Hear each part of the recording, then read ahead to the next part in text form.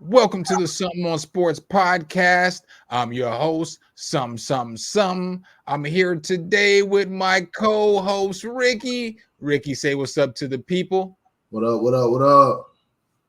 In today's episode, we have a hot and burning, you know what I'm saying, topic. That's a big pause right there. I don't even know why I started it off like that. You know what I'm saying? As soon as I said that, I was like, yikes. But in today's podcast, we want to talk about which rookie do we think will have a bigger impact in their rookie season, whether it's going to be Victor Wembenyama, who just finished his rookie season, which was phenomenal, or Caitlin Clark. Ricky, I'm going to open up the floor to you first. Which one of these two do you think is going to have the more impactful rookie season? I'm gonna first start off by saying Victor Wembenyama. Wemby got screwed of Defensive Player of the Year. He should have been Defensive Player of the Year. They gave it to Rudy Gobert, who I think is very overrated, but I'm not a judge. Anyway, who had a big impact? It's got to be Caitlin Clark, man. Caitlin Clark is revolutionizing women's basketball right now. All eyes are on her. She's already selling out arenas and it's already preseason. Like they changed the one of their home games to like the Sparks, you know what I'm saying, to the Sparks arena. So she's making a big movement. I also see she got her signature shoe, which I was a little upset because I think Asia should have got hers, but right behind it, Asia just signed her a shoe deal with Nike. Asia won, baby. So yeah, Caitlin, man, she has it. I mean, Wemby did his thing this year. He had a very great year, rookie of the year. Congrats to all that. But even if Caitlin fails, people are gonna look to see her fail. So all eyes are on her right now. She has a floor, and that's what I think she's doing a phenomenal thing for women's basketball. She's changing it. If they just if they ride the wave, if she's good, it's over with. I see she had a couple decent games and things like that, but if she's like generational, like she really is, for Iowa, they got the WNBA can make some more money. Them girls can get paid a little bit more, I think. See, I'm kind of torn. I'm not gonna lie to you, because when we talk about impact, I think that Caitlin Clark is going to have like Jordan in the 90s impact on WNBA. But I also believe that Angel Reese is going to help with that impact because she's already such a huge influencer herself. I'm not trying to take this segment. I'm not trying to hijack this segment and make it about Angel Reese, but I want to give her props too. Definitely her, John Cordoza, Leah Boston, like all Right. of those, man. So they're Right. good. I honestly been watching more women's college basketball these past 3-4 years than I've been watching the NCAA. I'm not gonna hold you. I've been watching women's basketball for a while. I mean, I watch women's basketball. I'm not even gonna lie to you. I'm one of those dudes, and so I've been watching. I can't say I watched it. I glanced at it, you know, but I watched it. I remember years I actually watched it. And now I'm back home in South Carolina. Like, you know, we're a real big presence, especially in the women's basketball. Got a lot of things down here. I'm full support with it. It's dope. See, I've been following Paige and Caitlin. Yeah, I've been like, yep. Since they were in high school, and so I've been following them for about 6 years now because Word. they've had mixtapes out and all kinds of stuff on the internet. Like Paige was part of this series with all these female basketball players, which was kind of dope, and it was like just different challenges and different 3-on-3s, 1-on-1s, just different stuff. So my son, because I have a daughter and a son. And I always want, my daughter to know she can do whatever she wants to do. And my son was like, she can't play basketball. Girls don't play basketball. And I was like, son, check this out.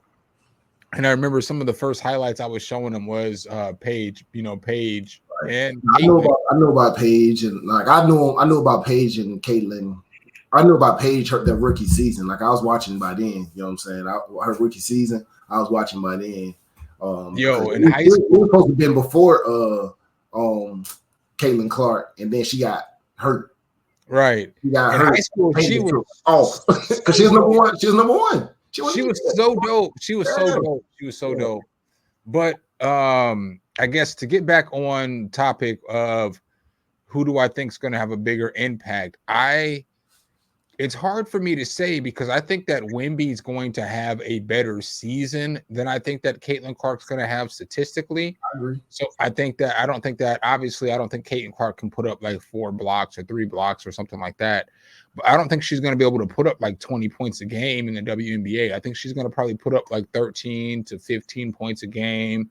I think she might get 5 to 6 or 5 to 7 assists and maybe like 5 rebounds.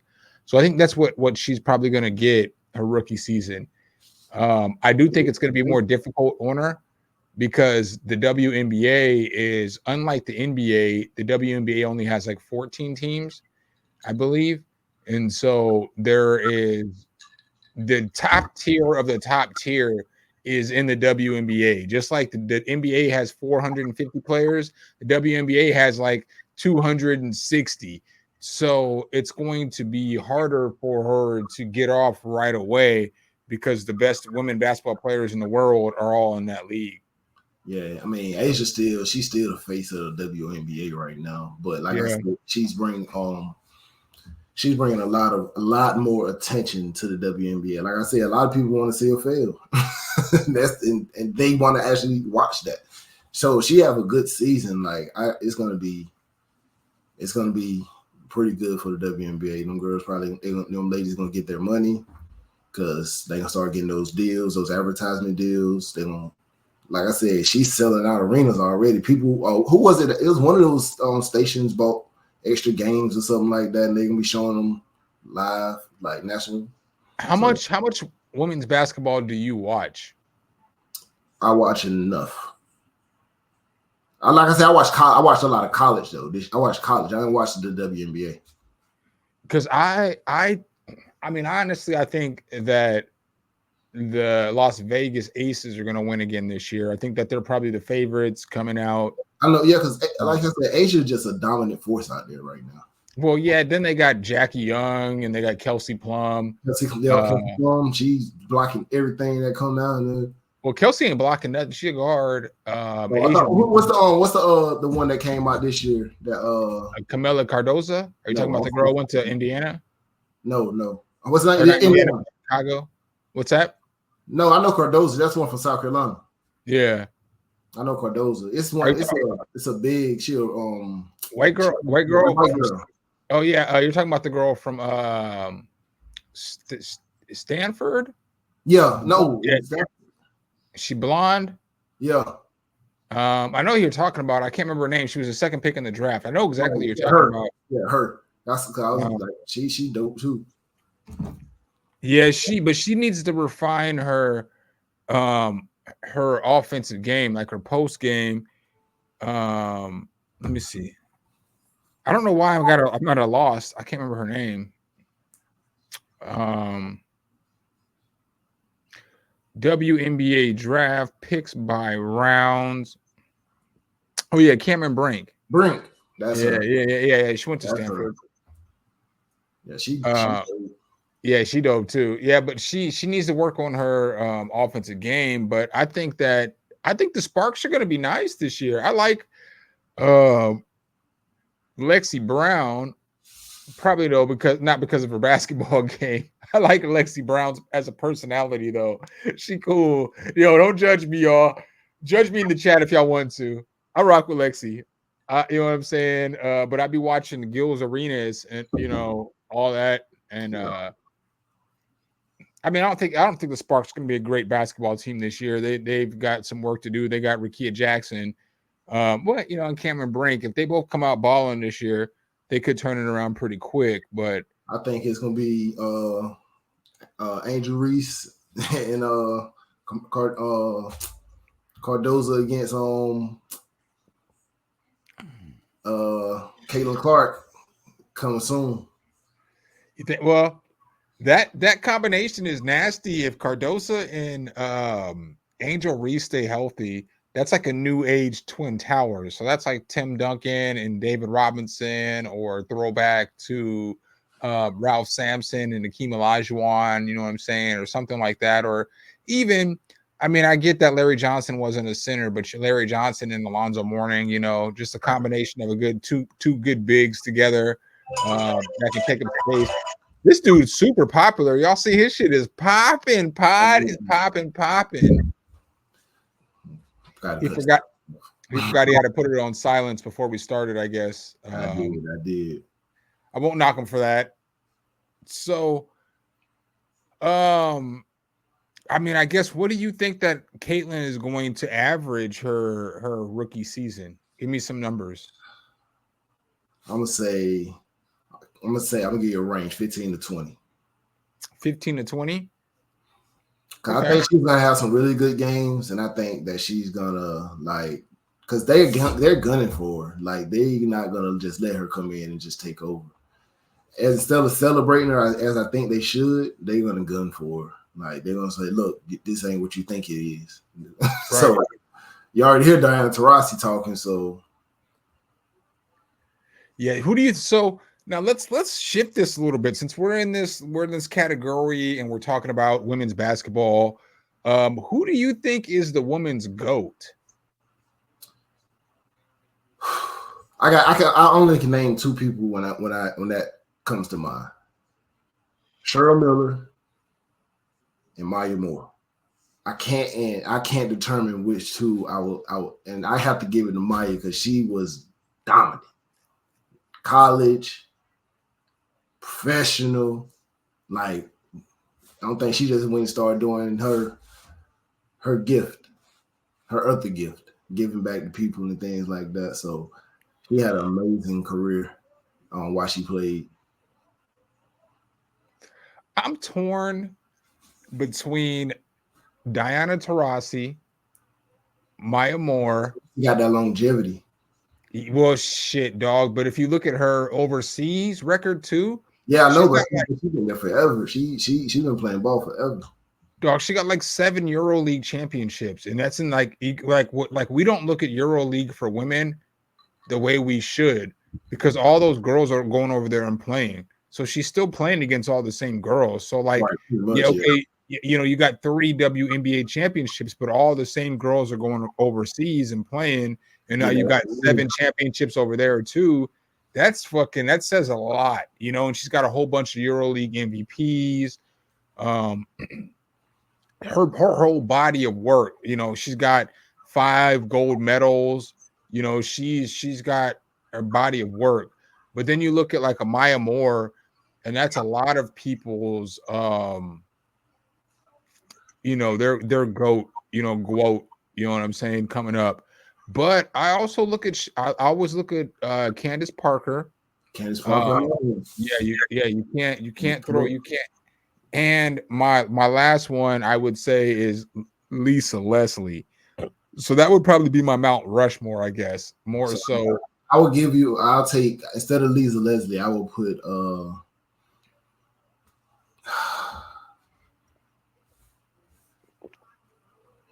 let me see. I like that Candace Parker. She'll be my third.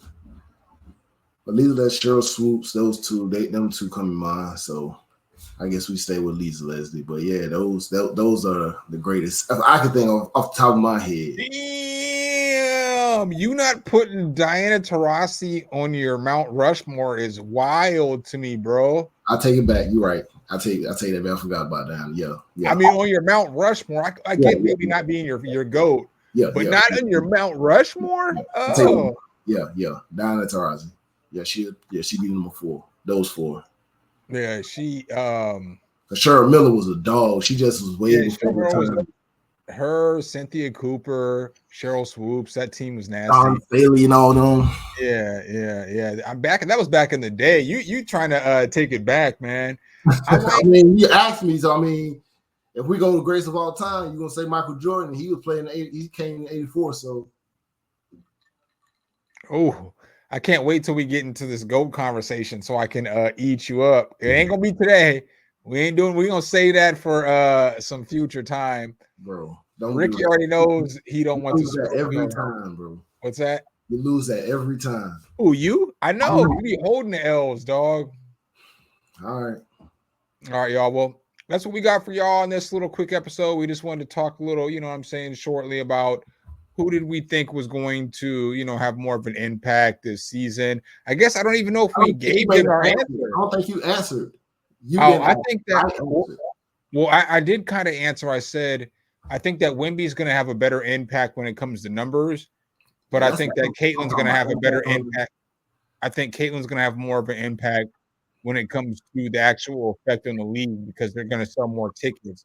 They're going to end up moving some of these games to bigger arenas. It's going to be culturally in the way that we look at women's basketball. Caitlin Clark is going to have a bigger effect than Wemby did because we already look at basketball as this huge entity.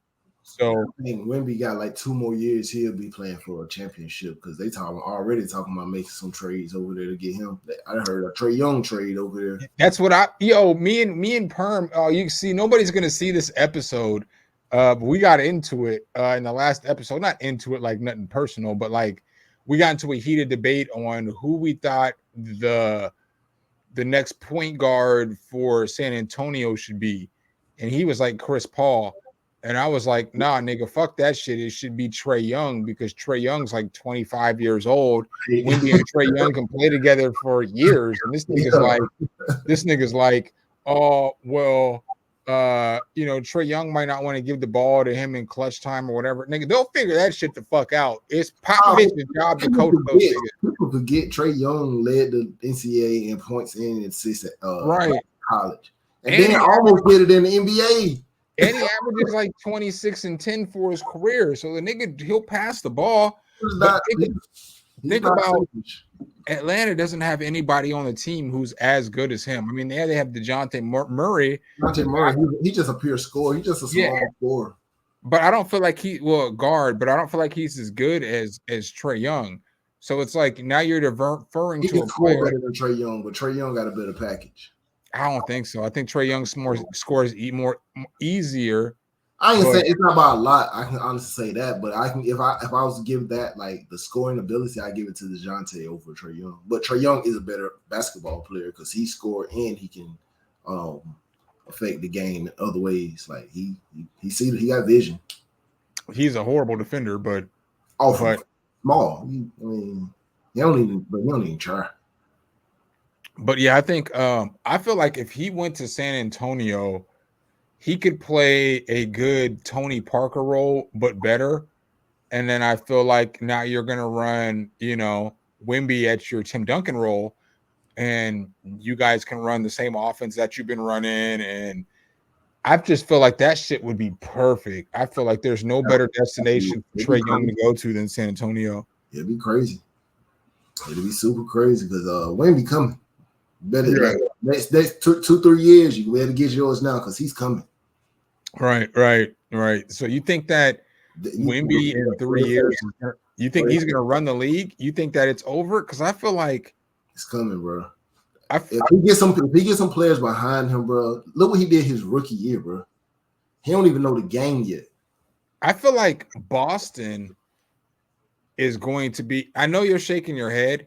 But them niggas is still 24 and 25. And so when those niggas hit about 28, I think it's going to be a problem. I'm not saying next year. I'm not saying the year after that. But in like 3 years, when them niggas is the grown men in the league, it's going to be a problem. They peak prime right now.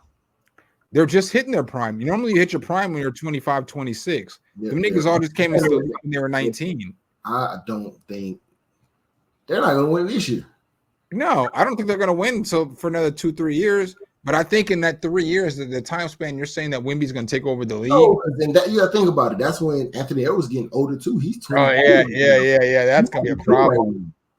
That's going to be a problem. They're going to start. They're going to definitely build. That's going to be a problem. He finna get some more players. Some like Mike Conley. Oh, they about to get he finna go. They going to find somebody else younger, bro. They got two. Jaylen Brown, and they better get it this year. No, I think they still have some years because I think they'll still run the West or the East. The East. They'll still run the East, but I think that they have a huge window of time because they're all 25 and 26. You don't hit your prime until you're 26 or 27. And so they're just really hitting their prime, what we would normally call prime. So it's like, yeah, I get that they've been hanging around there for a while, but when these niggas hit 29 and 30, they're going to be the fucking grown men of the league. They're going to be experienced. And I just feel like they're going to be a problem. Bro, these newcomers, they coming. AE and Wemby coming. Like that Jason Tatum little stage, that's about to phase on out real quick. He better get it quick. He better get it now. Because them other boys coming. The West is stacked. All right, y'all. That's what we got for y'all on this episode. You know what I'm saying? Again, we just wanted to give y'all a quick little hit talking about Caitlin Clark versus Wemby. You know, we'll be back with some more. I guess I'll let Ricky say peace out to the people. Peace out. Peace out, people. All right, guys. Some. We'll holler at y'all on the next one. Peace.